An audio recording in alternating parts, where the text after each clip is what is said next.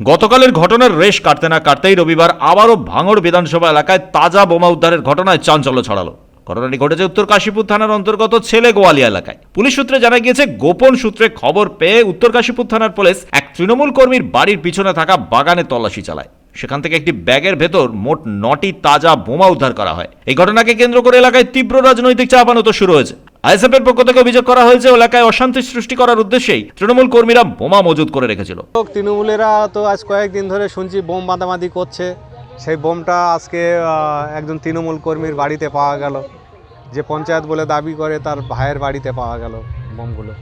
কিন্তু ওরা তো দাবি করছে কি যে আইএসএফ নাকি ওদের বাড়ির পিছনে বোমা দিয়ে। তো ওদের বাড়ির পিছনে কোথায় বোমটা? তো ওদের বাড়ির ভিতরে পেল, বা তার পিছনে গেল কি করে বোমটা? বাগানে বোমা উদ্ধার। বাগানে উদ্ধার মানে যখন ওখানে পুলিশ গিয়ে চেকিং করে তখন তো দেখলো যে ওর বাড়ির থেকেই বোমটা উদ্ধার হয়েছে। সে বোমটা বাগানে যায় কি করে? আপনারা কি চাইছেন? আমরা চাইছি যে অবিলম্বে তাকে অ্যারেস্ট করা হোক, আর এই আইনানুগ যা ব্যবস্থা নেওয়ার সেটা নেওয়া হোক।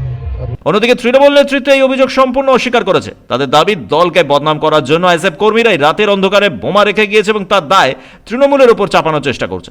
এটা ভিত্তিহীন কথা, এটা ওদেরই কাজ। কেন আমরা বোম বন্দুকের রাজনীতি আমরা করি না। ওরাই কালকে এটা দিয়ে পুলিশকে খবর দিয়ে এখানে এনেছে। আর আমাদের বাড়ির ভিতরে না, মানে আপনার কি অভিযোগ?